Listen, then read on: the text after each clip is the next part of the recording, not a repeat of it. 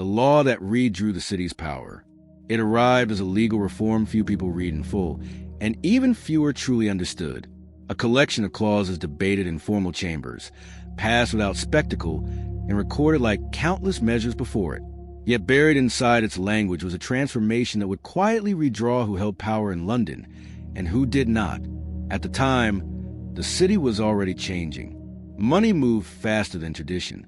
Influence shifted away from inherited titles toward those who understood systems, leverage, and timing. But power was still fragmented, contested between guilds, courts, merchants, and the crown itself.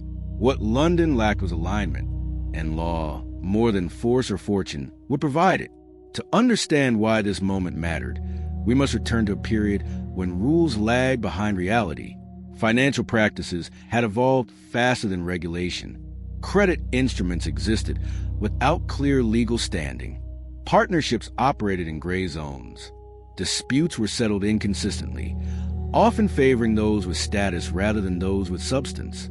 The city functioned, but unevenly, unpredictably, and increasingly unfairly. The reveal came when lawmakers attempted to impose order. The new law did not target money directly. It targeted structure. It clarified ownership. It standardized liability.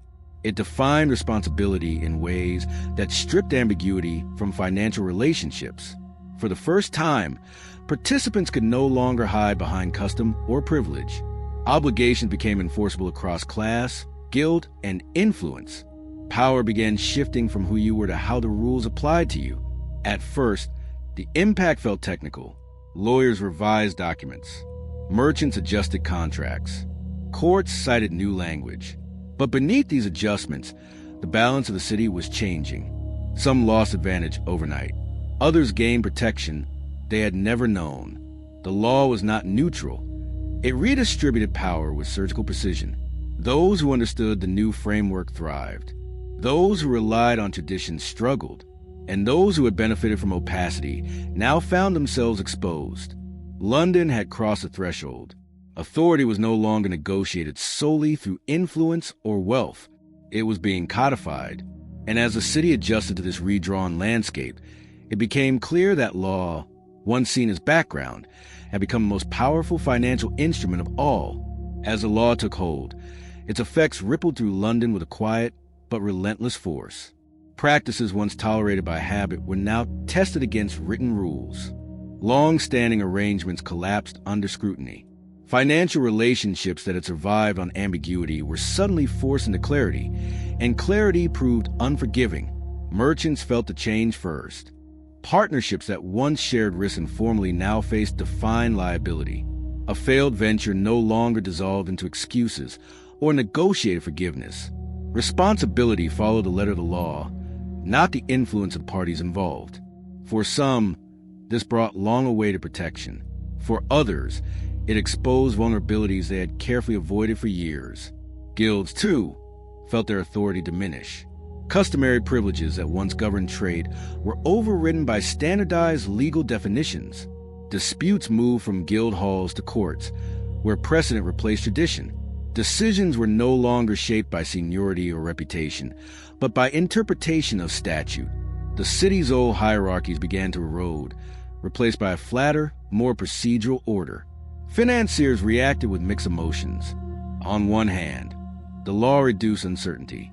Contract enforcement consistently lowered risk. Capital could move with greater confidence.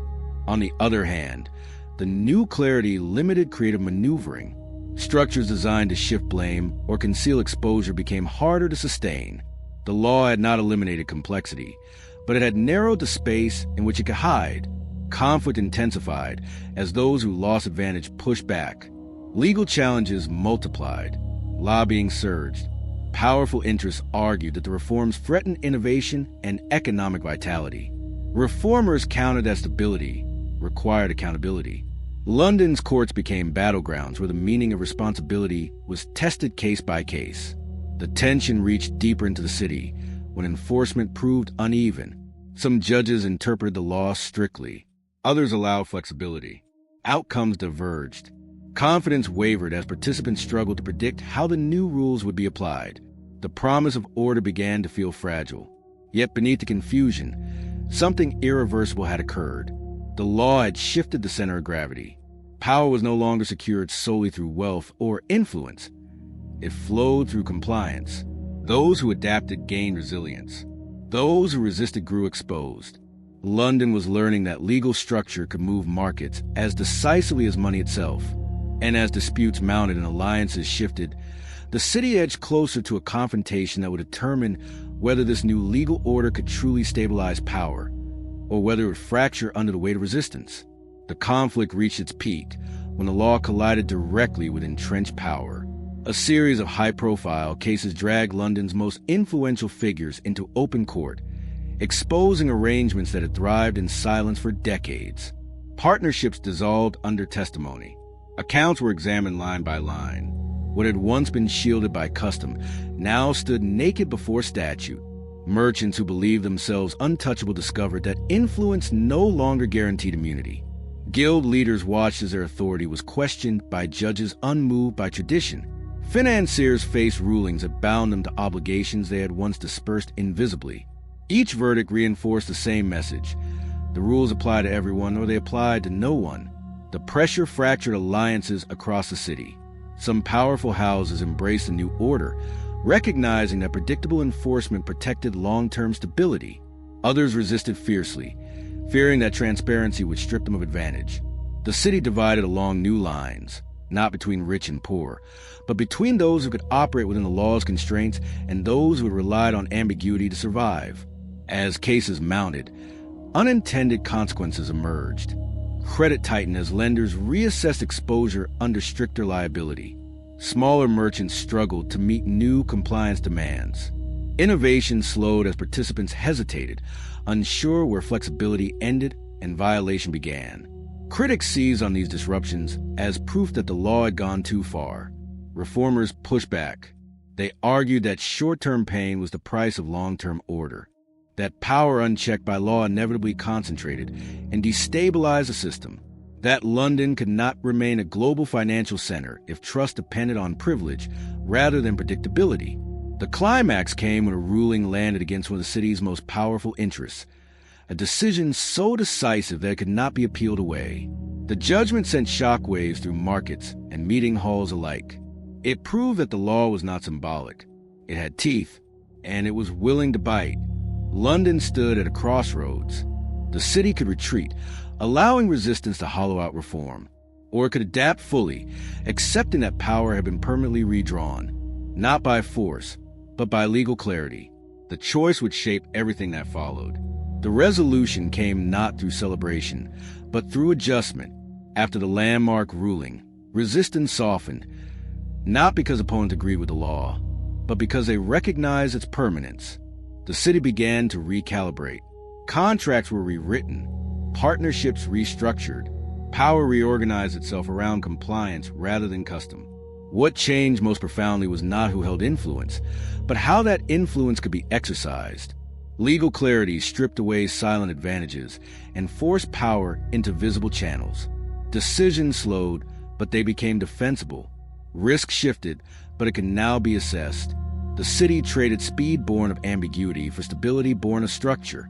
For smaller merchants, the transformation was double-edged.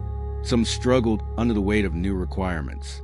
Others found protection they had never known. The law did not level the field, but it redrew its boundaries. Survival now depended less on proximity to power and more on understanding the rules that governed it. Institutions adapted. Courts refined interpretation. Lawmakers clarified enforcement. Over time, consistency replaced uncertainty. The legal system became something finance could rely on rather than work around. This alignment between law and commerce hardened London's foundation in ways no single innovation ever had. Looking back, the reform revealed a truth the city would carry forward for generations. Power does not disappear when restrained, it transforms. When influence is forced through rules, it becomes slower but stronger, less spectacular but more durable. The law did not weaken London. It made it legible, and in doing so, it ensured that the city's future would be shaped not just by ambition, but by accountability. Subscribe to join the journey. The law